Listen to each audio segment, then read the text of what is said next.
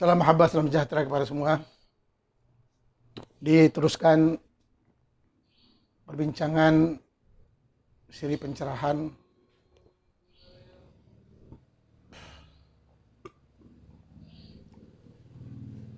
kali ini coba highlightkan tentang isu sumbangan dan penyalahgunaan sumbangan. Kita tahu biasa menerima permohonan sumbangan-sumbangan yang berbagai, sumbangan pembangunan sekolah, masjid, fakir miskin, dan banyak lagi.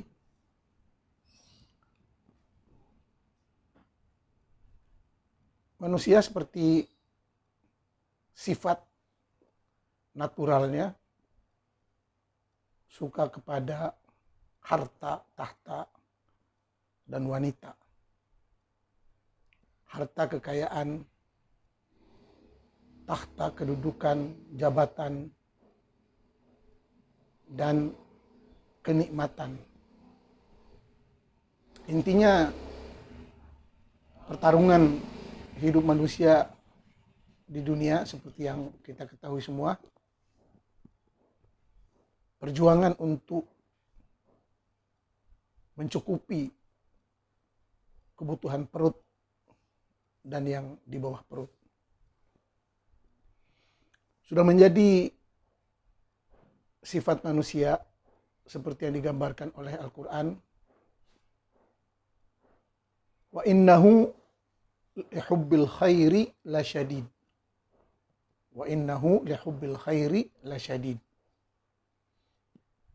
Jadi harta kekayaan itu digambarkan sebagai khair, kebaikan. Manusia secara fitrahnya, secara naturalnya suka kepada harta, kekayaan, duit, emas, perak, dan sebagainya. Tanah, rumah. Tapi itu tadi, kita mendapatkannya itu mesti dengan cara yang baik, dengan cara yang elok, atau dengan cara yang halal, sesuai dengan peraturan, undang-undang, dan juga agama. Wa innahu lihubbil khairi lasyadid.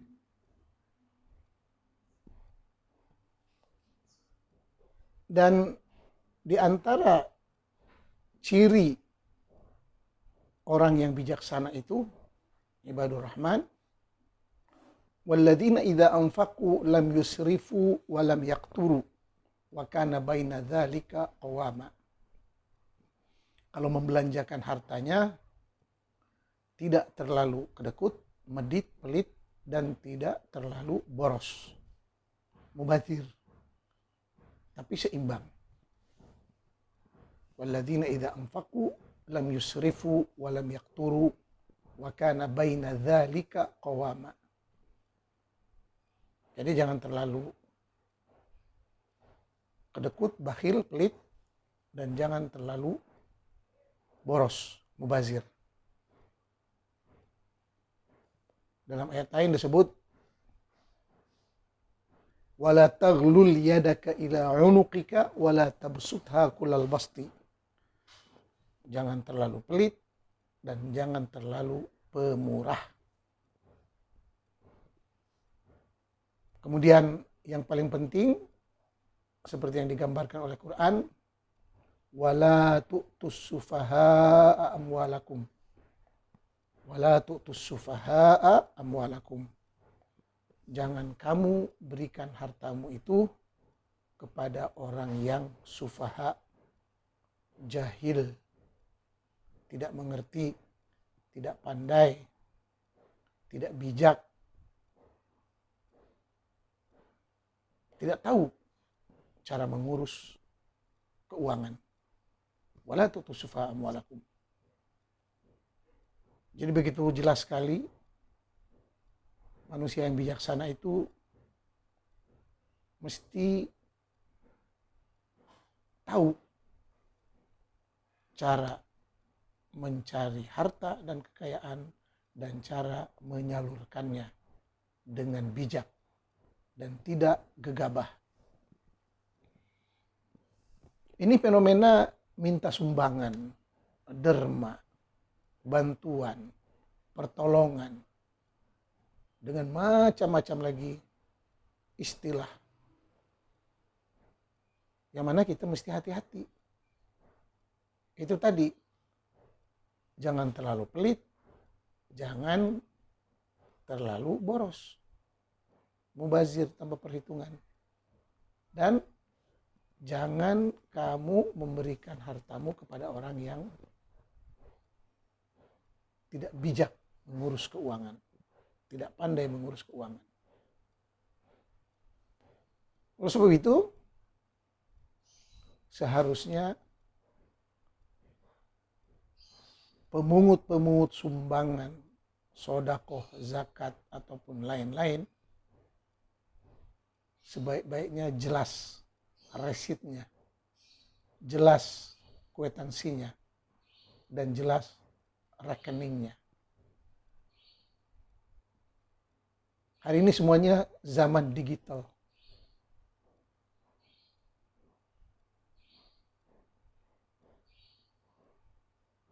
Zaman elektronik yang sangat canggih. Apa juga bentuk transaksi sebesar apapun bisa direkod, dicatat dengan teliti. Dan ini pelajaran hidup agar kita berhati-hati dalam menyalurkan dana, dalam memberikan sumbangan, dalam membelanjakan harta. Sebab tadi, wa innahu lihubbil khairi lasyadid. Harta itu, kekayaan itu, duit itu adalah suatu kebaikan, sebab diperlukan untuk biaya hidup. Di dalam dunia hari ini tidak ada yang gratis. Semuanya berbayar. Sejak dari masuk rumah, buka lampu bayar, pasang gas dapur bayar, buka keran air bayar, keluar parkir bayar, belanja apatah lagi.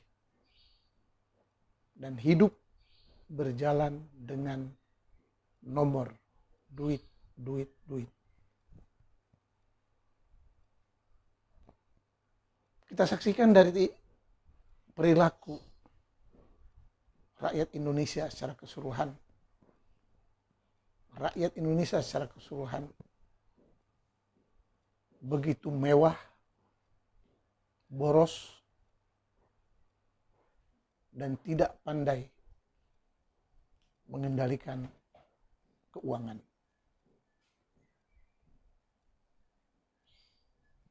Ini dengan mudahnya mengumpul sumbangan-sumbangan dengan berbagai istilah, nama, dan tujuan. Yang mana seharusnya ini diatur dengan lebih sistematik. Dan pada zaman IT, pada zaman teknologi yang begini canggih, adalah wajar kita selalu memperhitungkan tindak tanduk kita, termasuk dalam urusan keluar masuk duit, uang. Sebab tadi, wala tu'tus sufaha'a amwalakum.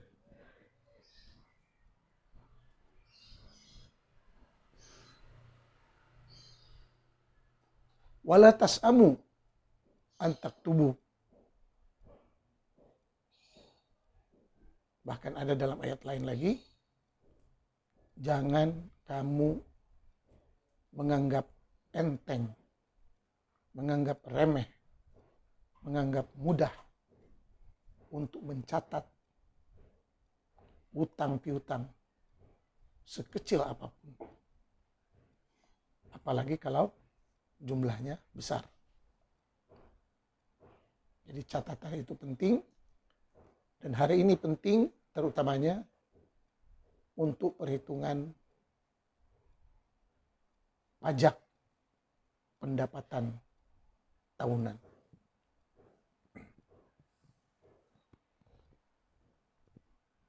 Mendengar sumbangan untuk Palestina, bantuan untuk Palestina, apa-apa untuk Palestina, baik secara individu ataupun pemerintah, baik di Indonesia ataupun di seluruh dunia, semuanya mengatasnamakan dana sumbangan untuk Palestina. Tapi nyatanya hari ini, bahkan di berita-berita Arab hari ini sedang hangat diperdebatkan tentang kehilangan hampir 500 miliar USD dari sumbangan rakyat Gaza. Laporan ini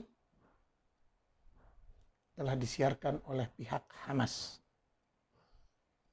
Dan banyak lembaga-lembaga yang mengumpul dan mengutip sumbangan-sumbangan atas nama Gaza yang dikendalikan oleh Jamaah Ikhwanul Muslimin. Begitu kata berita, Jamaah Ikhwanul Muslimin terutama yang ada di Yordania dan di Turki. Kehilangan 500 miliar US dollar. Siapa yang bertanggung jawab? Dikemanakan? Yang mana kita lihat di Indonesia pada tahun 2024, 2025 begitu gencar dari kampanye, dari individu, dari selebriti, dan banyak lagi pihak yang terus mengumandangkan sumbangan untuk Gaza. Sumbangan untuk Gaza. Saya masih ingat waktu di Mekah pada tahun 70-an. Pada tahun 70-an. Waktu itu perjuangan pembebasan Palestina sedang gencar dikampanyekan. Sampai ada istilah real Palestina. 1 real disumbangkan demi Palestina. Ini seingat saya, waktu saya di Mekah. Ketika itu saya masih kelas 3 SD Darul Ulum di Syaib Amir, sekolah swasta. Dengan bekal tiap hari untuk pulang pergi, kadang 1 real, kadang 2 real. Itu untuk angkot, bus, hot. Panggil dulu hot di Mekah itu, bus. Bus mini. Dan untuk makan, beli roti. 1 ringgit, 1 real, hingga 2 real. Kemudian ada kampanye Rial Palestina. Walaupun asalnya sukarela, tapi merupakan kampanye resmi di sekolah-sekolah. Sumbangan 1 real untuk rakyat Palestina. Dikumpulkan dari sekolah swasta, dari individu, sekolah pemerintah, apalagi real Palestina. Bayangkan, kami orang asing yang hidup serba kekurangan dan hampir diwajibkan membayar 1 real untuk Palestina pada tahun 70. Yang mana kita tahu kemudian bagaimana rebutan kuasa di antara pemimpin pejuang kemerdekaan Palestina terus berganti. Dan nama yang paling kuat hanya Yasir Arafat. Yasir Arafat. Dan saya masih ingat pada zaman King Khalid diadakannya konferensi organisasi Islam OIC pertama di Mekah. Waktu itu Presiden Soeharto mengantar wakil. Saya masih lihat gambarnya, wakil presiden ketika itu Adam Malik. Kami berbaris di sepanjang jalan Jihad dari pagi sampai maghrib, disuruh untuk menyambut para delegasi tetamu dari seluruh negara Arab dan Islam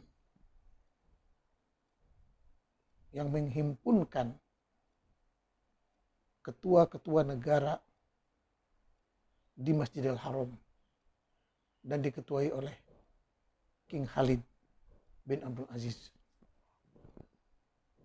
demi mencari penyelesaian kebebasan Palestina. Sampai segitunya. Seluruh umat Islam diminta dari tahun 70-an, 75, untuk mengumpul sumbangan 1 real kurang-kurangnya untuk Palestina.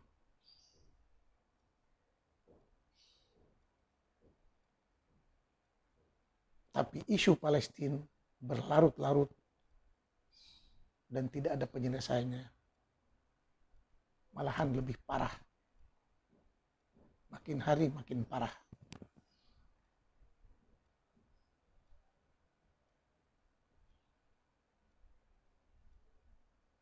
Dan setelah kematian Yasir Arafat, beliau meninggalkan harta warisan miliaran untuk anaknya si Zahwa yang masih bayi dan istrinya. Dari mana harta itu? Kenapa tidak ada audit pengecekan dana yang keluar masuk dari seluruh negara Islam, dari seluruh umat Islam? Dan diketahui kemudian banyak di antara para pejuang kemerdekaan hidup mewah, mengumpul, mengkorupsi hasil sumbangan, membeli tanah, kekayaan istana di Qatar, di Yordania, di Turki, dan di banyak tempat. Sementara yang berjuang mati-matian hanya rakyat kecil. Tapi para tokoh dan juga pejuang-pejuang yang mengatasnamakan rakyat Palestina hidup senang, lenang, enjoy di luar Palestina.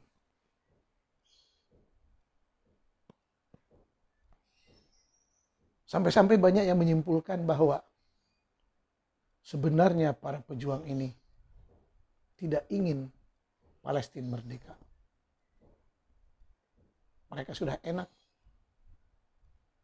menjadikan isu Palestina sebagai modal bisnis, modal untuk mencari kedudukan dan kekayaan. Bahkan dikejutkan lagi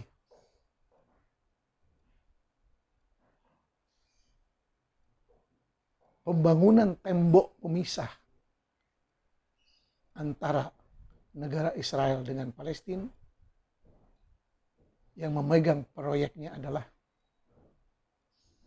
mereka-mereka yang mengatasnamakan dirinya pejuang kemerdekaan Palestina.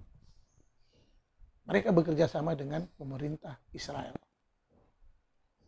Dengan itu dapat proyek pembangunan benteng pemisah dan juga dapat proyek dari keuntungan sumbangan umat Islam. Bahkan mereka bangga menjadi pengemis abadi yang menjamin kebahagiaan kehidupan mereka sepanjang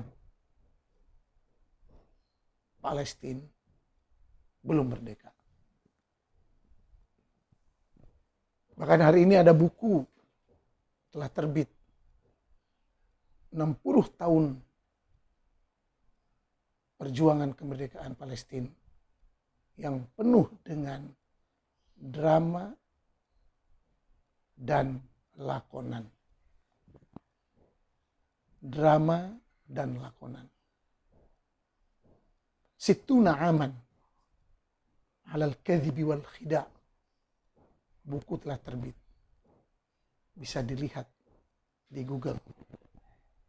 Sittuna aman alal kadhibi wal khida'. 60 tahun dari pendustaan dan penipuan tentang perjuangan kemerdekaan Palestina. Sementara harta yang telah disumbangkan oleh umat Islam tidak tahu kemana menguapnya. Disinilah perlu hati-hati dalam menyalurkan sumbangan. Juga waktu meledaknya peperangan Afghanistan melawan Rusia, yang sebenarnya Amerika melawan Rusia, tapi Amerika menggunakan para pejuang Muslim untuk menghadapi tentara Rusia. Disinilah hebatnya Amerika. Dia tidak berani berdepan face to face perang dengan Rusia, tapi perang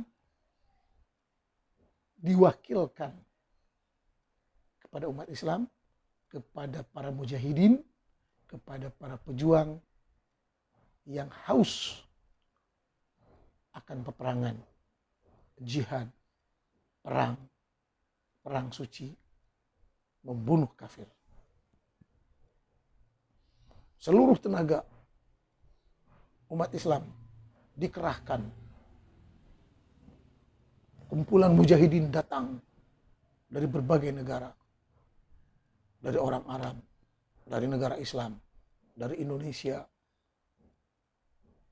bahkan dari negara-negara Islam yang lainnya. Semuanya bergabung di bawah pimpinan Usamah bin Laden, Al-Qaeda, di Kandahar, di Tora Bora, di Afghanistan untuk melawan tentara kafir Rusia.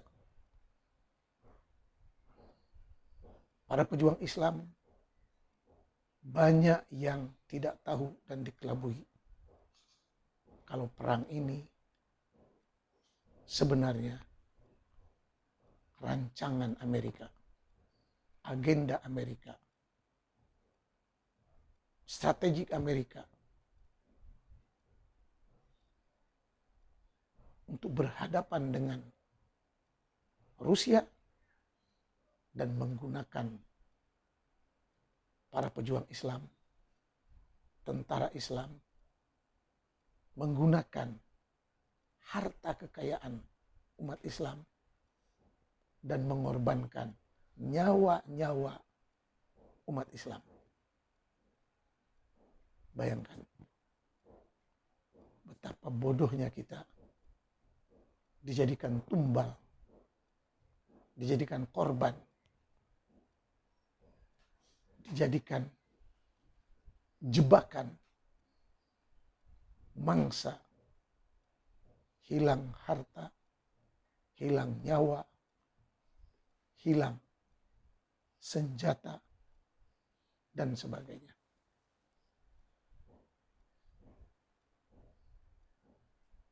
Suara minta sumbangan hampir di seluruh dunia dikumandangkan. Dan setelah terkumpul di dalam Afghanistan sendiri, tentara Islam telah pecah. Telah berbeda pendapat antara Afgan Arab dengan Afghanistan. Juga antara Afgan Arab yang dipimpin Usama bin Laden dengan satu lagi yang dipimpin oleh Abdullah Azzam, seorang bekas profesor bidang fikih, orang Palestina yang seharusnya berjuang untuk membebaskan Palestina, tapi dia berpendapat akan membebaskan Palestina melalui Afghanistan. Nah, bagaimana logikanya?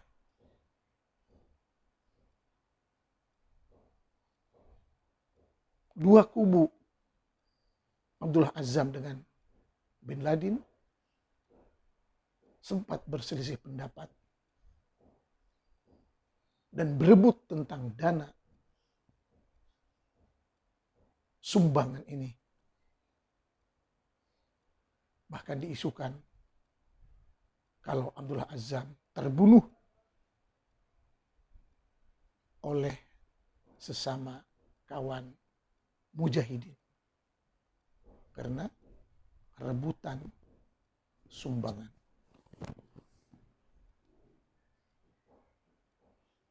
Nyata kalau mereka itu sufaha. Wala tu'tus sufaha amwalakum. Baik isu Palestina ataupun isu Afghanistan, gerakan sumbangan terus dikumandangkan tanpa ada audit yang memeriksa dan mengecek kemana perginya sumbangan, berapa belanjanya, dan apa saja yang telah dibelanjakan dari harta umat. Kelihatan dari hasil sumbangan-sumbangan ini kalau umat Islam sebenarnya kaya raya dan sangat pemurah. Dan alangkah baiknya kalau sumbangan-sumbangan ini sebagai contoh di Indonesia ada gerakan sumbangan untuk membangun sekolah, gerakan sumbangan untuk membangun pabrik, gerakan sumbangan untuk membangun pusat penelitian pertanian, pusat penelitian senjata, pusat penelitian IT, pusat penelitian peternakan, dan sebagainya, dan sebagainya. Jauh lebih baik dari sumbangan yang hanya untuk masjid, jihad, masjid, jihad, masjid, jihad.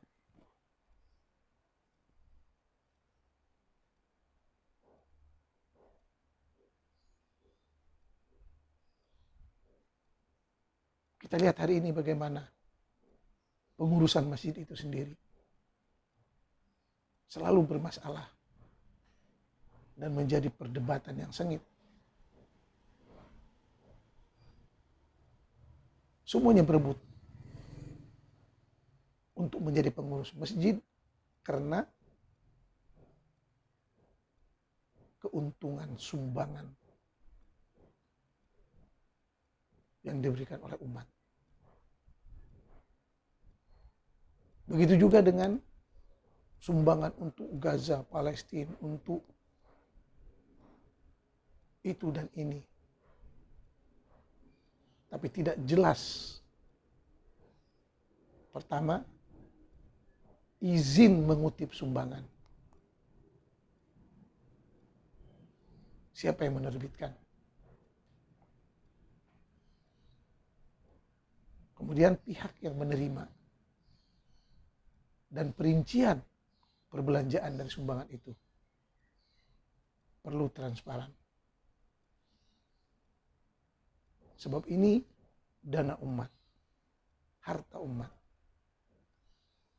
Dan umat pun seharusnya mesti lebih hati-hati dan bijaksana dalam menyalurkan sumbangan.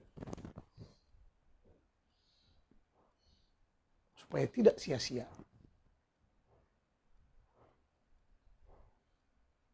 Jadi sudah tiba masanya sumbangan mesti mengikut saluran yang resmi, yang jelas, yang bisa dipertanggungjawabkan. Dan sumbangan untuk pembangunan tempat-tempat, pusat-pusat yang penting, yang membawa manfaat kepada orang banyak. Seperti tadi, pembangunan pusat penelitian pertanian, pembangunan pusat kesehatan, sumbangan untuk pendidikan, sekolah yang gratis, universitas yang gratis.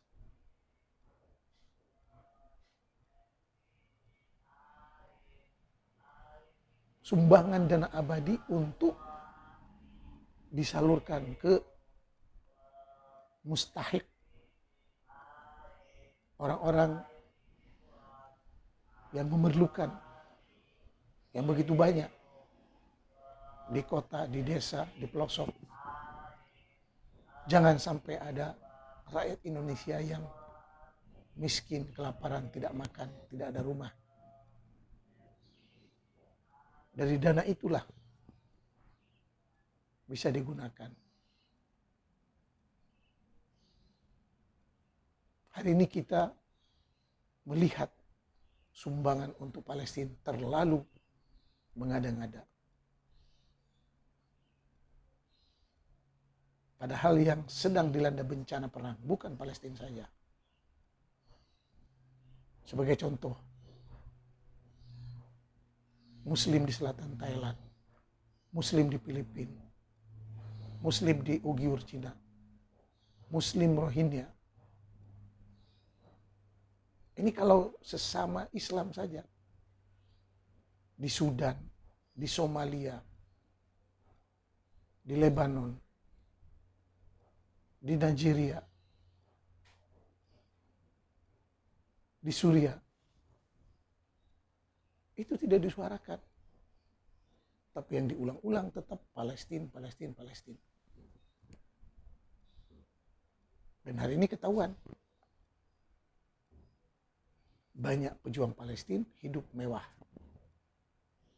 menyalahgunakan sumbangan dan membiarkan rakyat Gaza tetap tertindas, kelaparan, miskin, dan melarat.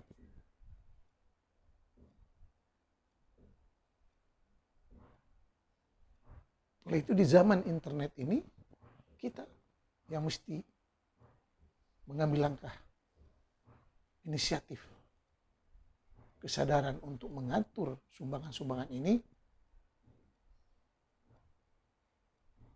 ke pihak-pihak yang lebih sesuai. Belum lagi isu dana haji dan umrah, yang mana umat Islam Indonesia terlalu pemurah. Padahal haji diwajibkan hanya sekali seumur hidup. Begitu juga dengan umrah. Dan kalau ada lebihan itu, baik dijadikan usaha ataupun disumbangkan kepada pihak-pihak dan orang-orang yang memerlukan, yang putus sekolah, yang di PHK, yang menanggung hutang, yang sedang sakit perlu biaya, yang tidak ada rumah.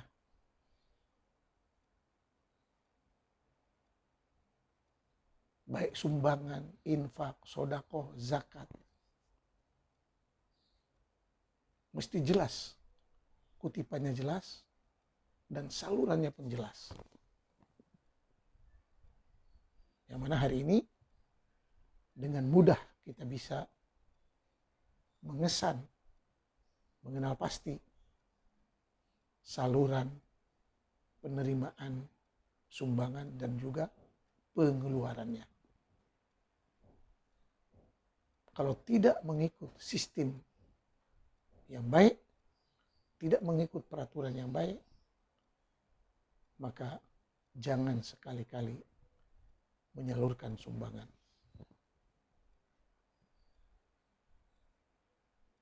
Sebab yang sudah-sudah ketahuan bagaimana sumbangan Palestina dananya telah dikorupsi. Dan yang terkini, yang baru-baru ini, hampir 500 miliar hilang, raib. Tidak dapat dikesan. Dan masih dalam perdebatan. Semoga bermanfaat. Sekian, wassalam.